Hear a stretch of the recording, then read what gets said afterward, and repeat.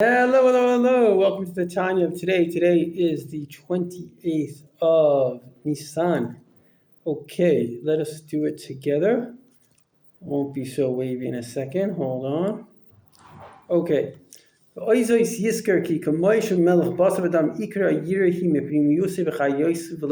so Tanya is teaching us about having fear of God, right? Now, doesn't mean that you have to be in panic, but a human being by nature, as we said yesterday, we have an animal soul and we have a godly soul. And the animal soul wants what's pleasurable and what's not painful. But the godly soul wants what's true and what's good.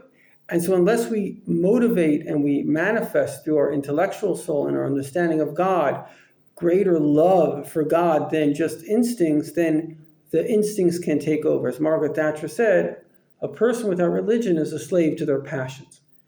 And so now this is going to teach us how to always have fear of God. So we said yesterday that God is everywhere.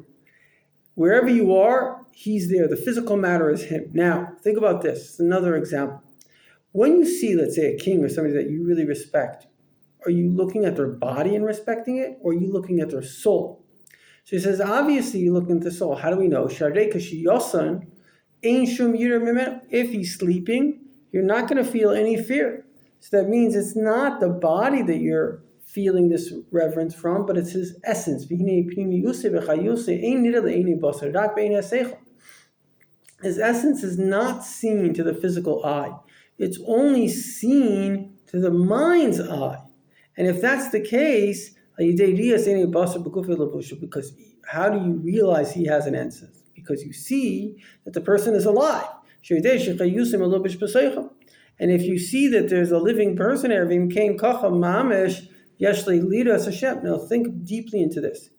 If the physical world is coming into existence every single second and it has to have a force, that means there's an unbelievable force of life which is creating all life. The infinite light of God is within the entire universe to give it life, even within you. God is the life force because there cannot be life without life. Not only is the physical a proof of God, but also what they do, because we see that the celestial orbs, the sun, the moon, the way they travel, like the sun, how does it go? Rises in the west. I'm not exactly sure, but the bottom line is, where does it set? It sets in the west, I think, right? Sunset is it rises in the east and it sets in the west. And that's the concept, that it's traveling towards the west, because the west is a place of Shekhinah, or Kabbalistically it represents Malchus. So the point is that they're traveling, they're bowing before the king. They're going towards the west when they set. As our sages say on the verse, that the hosts of heaven are bowing to you, because the Shekhinah is in the west. So it comes out that the entire day is towards Ma'ariv, derech hishtachava ubitul, in the way of bowing down. Even somebody that never saw the king and doesn't even recognize the king, when he goes in to the chatzar, when he goes in to the palace of the king, and he sees great ministers, people that you yourself would be afraid of, and they're all bowing down to this one person. It becomes very, very scary for him. Wow, that guy must be seriously great. Okay, so that's also, if you see everything is bowing, millions, and I know a guy that whenever he prays, he goes up into heaven. Some people can do that. I said, what do you see? He says he sees infinite angels. It's like, and they're just bowing and they're praying to God. So there's infinite beings praying and bowing to God. And even though this comes about through many, many garments, now even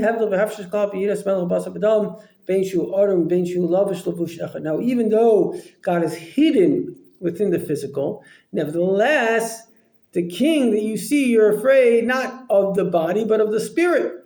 The spirit is there. The physical doesn't hide the spirit.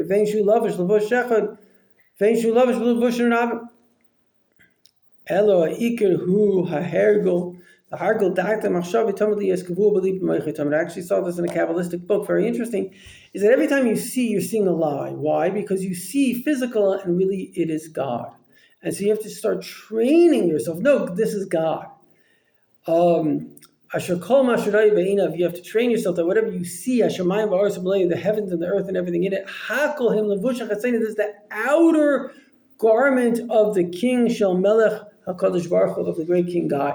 And through this, through realizing that this is actually, in essence, God, you'll remember God and you'll constantly have awe of God in you.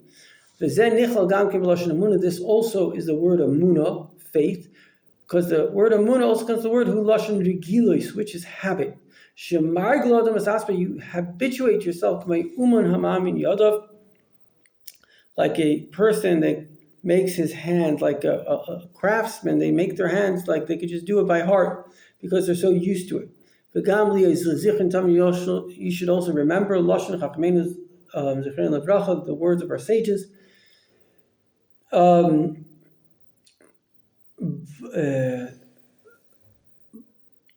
Kabbalah's oil malchus shemayim. You have to accept upon yourself the service of God. Which is the idea of create a king for yourself. As we explained elsewhere.